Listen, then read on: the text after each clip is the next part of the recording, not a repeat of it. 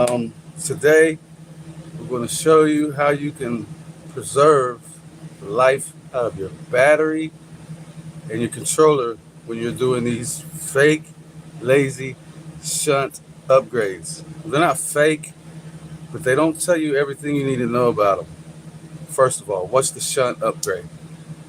The shunt upgrade is when you go inside of your controller and you solder three prongs together.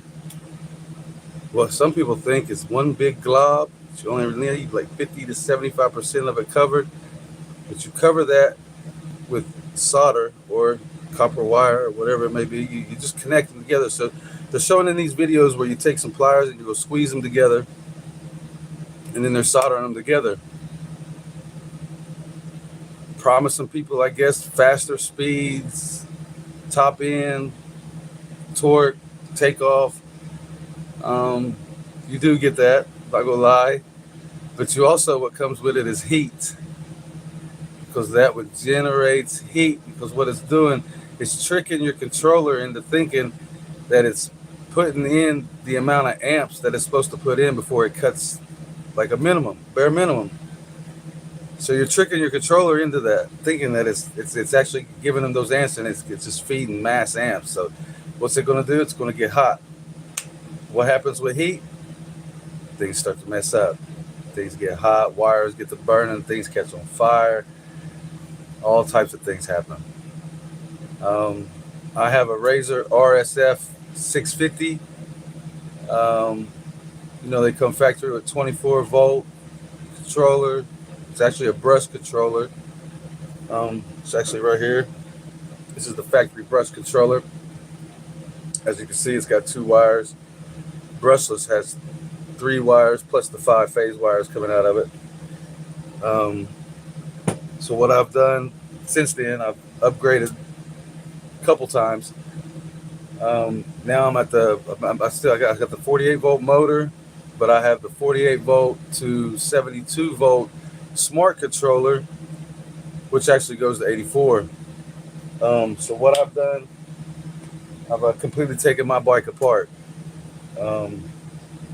So as you can see right here, it's completely apart. So I'm gonna walk through this with you to show you how to save your battery and your controller, because you're doing these shunt upgrades and you're not knowing what's going to happen after doing them. You're gonna burn your batteries up. You're gonna burn your controllers up. And today I'm going to show you how you can save them. One way you can save them is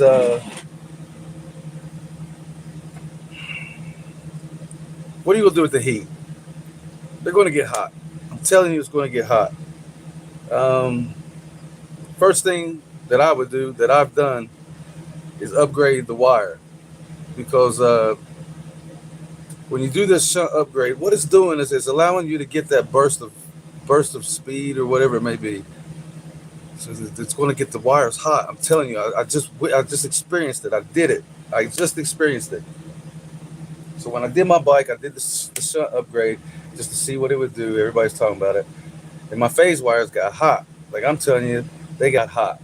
And they didn't get hot like just in the wire. They got hot in the weakest point. And where's the weakest point? In the connection. Regardless if you're soldering them, if you're twisting them together, if you're using special clamps, it's going to get hot. It's because it's going to generate heat. You're tricking it, and it's going to put mad amps in these little itty bitty wires that these controllers come with. So my phase wires got hot, and actually the first one burst. The blue one burst. Caught on fire. I caught it before and got to turn it off. But I'm gonna show you how you can save them. The first upgrade is you're gonna do the shunt, which I know you're gonna do it, but then you need to change your wires. Now you could go with 10 gauge or you could go with 8 gauge, but you just gotta calculate and factor in the amount of volts, the amount of amps that is going through your wires, and what's your amps and what's your wires call for on volts and amps. So I jumped up to 10 gauge. Jump down. You could go to 8 gauge, 10 gauge, you could do whatever you want. But I jumped up to 8 gauge, 10 gauge. So I have my 10 gauge wire right here. And like I said, I'm going to do this with you. Do it right here, right now, live. So you'll need 10 gauge wire. Depending on where your controller and your motor is, that's going to be how much wire you need. In my instance, I don't need much wire. But when I first did it, I took the fake gas tank that the RSF 650 comes with. I installed my battery and controller inside of here. It was awesome. Everything was in here. Didn't have to worry about too many wires except coming from the motor. And then actually with the wires, when I ran them, I ran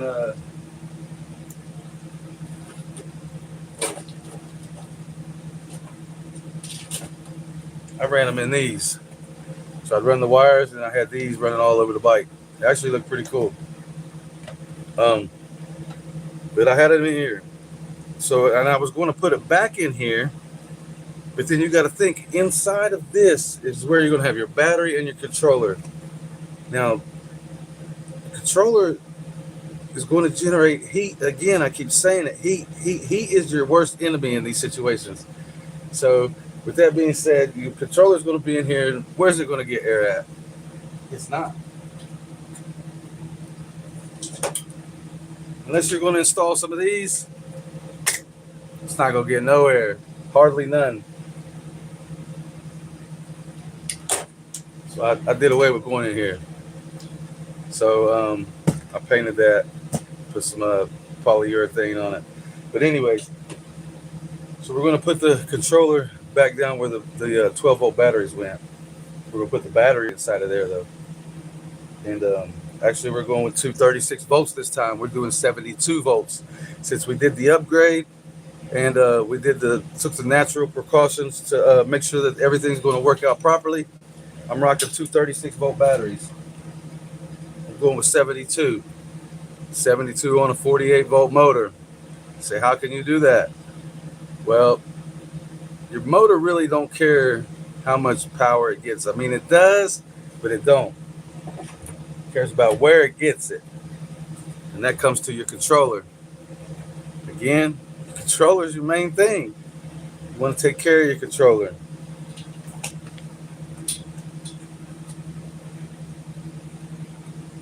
I have multiple controllers.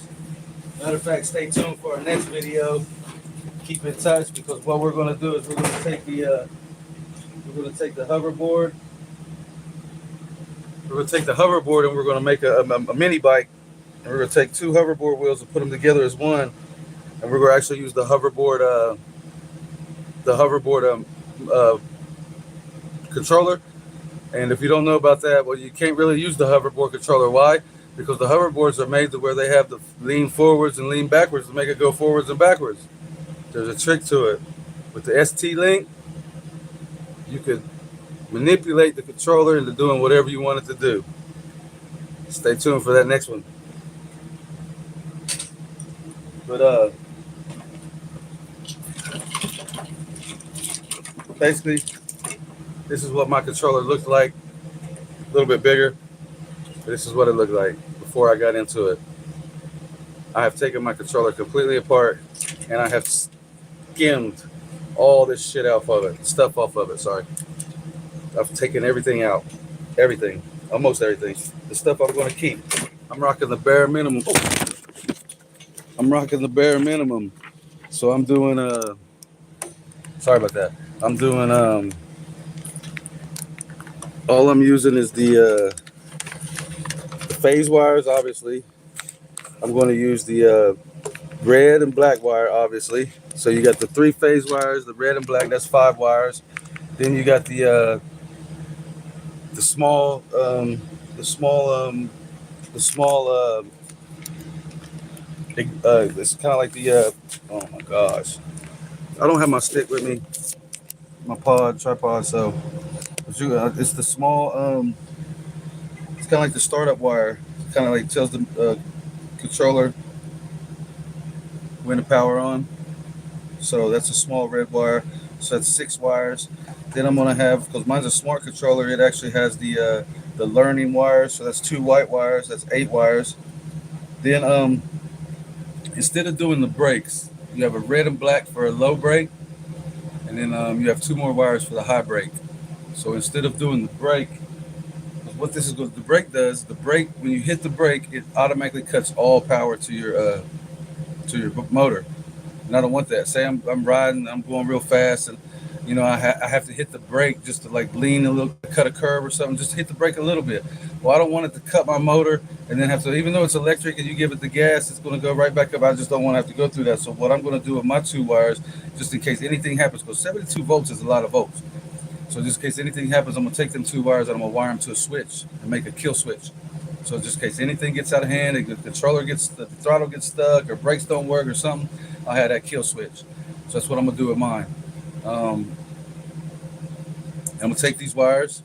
These are my phase wires. These are gonna be my phase wires, and I'm gonna solder them to the circuit board. I'm not gonna make it. I'm not gonna make a tie where they tie them together. Because why? Because we're trying to eliminate that connection, because you're connected to the smaller wire. If you look at these controllers, they don't come with 10 gauge wire, 8 gauge wire, or possibly even any good wire. I've never seen shiny coated wire like this before. Like, uh, just saying. So it's like, this is not the right proper size wire. So I'm going to go into my circuit board and I'm going to solder my 10 gauge wires right to my circuit board. Then I'm gonna take my wires and I'm gonna solder them right to the motor. I'm not gonna go in the motor hub because then your breaker seals. You might mess something up. I'm not even going in there. I'm just doing this just to show you all that it's not just about the shunt. It's not just about that. You gotta consider, unless you don't care about money and you can just afford to throw controllers away and this and that. Be my guest. Just keep doing it. Keep rocking the shunt, and don't pull no other precautions about anything else. But looking over here at the workbench,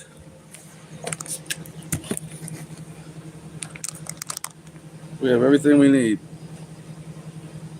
Soldering station. Make sure you got a good soldering gun. We got gloves. We got everything here. We got tools. We got our wire. Draw a little map, little layout. Got some hot glue if we need it. Got everything we need right here. And we're just gonna do it. We're gonna do it. We're gonna get it done. So try my best to walk you through it, step by step. We'll go from there. And then we'll get on this bike and I'll show you. Another thing is this, is when you do these upgrades, I'm putting 72 volts in mine. So imagine 72 volts. Your BMS is going to shut down when you try to crank it. Because I'm trying to hit all 72 volts. So when you go and you crank that throttle, I tried it. Even on 48 volts, I tried it after the shunt. I cracked that throttle, boom. And because it takes time for your volts to get from your throttle to your controller, which then gets to your motor, it takes time for that. Even though it's electric, it still takes time. So you got to take that in consideration, because when you hit that throttle, wow, it's going to die. Like it died. It literally died until that current got from the throttle to the motor. It died. And I'm telling you, I cranked it. And I just did it for testing. So what you have to do is you have to put a circuit, you have to put something in between your throttle, controller, and battery. And it all depends on how many volts you're going to be rocking. Like I said, I'm rocking the 72 volts just for this. I might go back down to 48. I don't know. It just depends on what it feels like when I'm riding it. But 72 volts. So in between that, you have to have a capacitor. And I'm talking about something that's going to store enough power so when you crank that throttle, boom, it automatically has the power built up, saved in it. It goes straight to the controller and goes straight to the motor. So for me,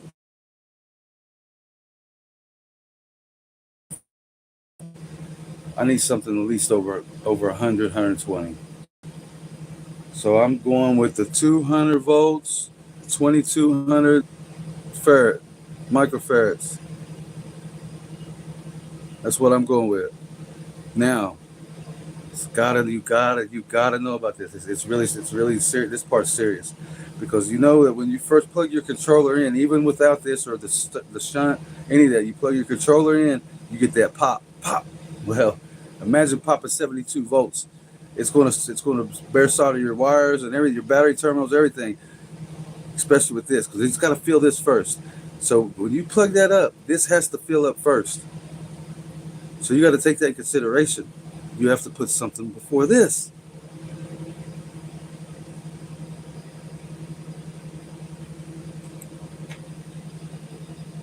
Transistor. This is a 430, is it 430 or 440 transistor. I got this out of the old voltage meter tester. There's parts over there. I ripped it out of an old voltage meter tester. Listen, when I do these DIYs, I try to do them the best I can with the stuff that I got. I don't try to buy much unless I have to. You have to incorporate this into your system. Why? Because what this is going to do, this is going to all that volts when you crack that throttle, or when you first plug it in, all them volts are going to come to this first.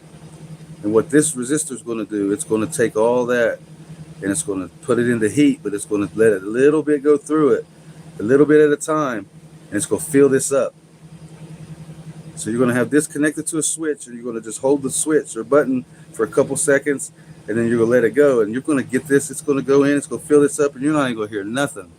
I guarantee it. You're not going to hear nothing. So with that being said, man, say we get on to it. I'm trying to ride this thing. With that being said, man, stay tuned. I'll be back.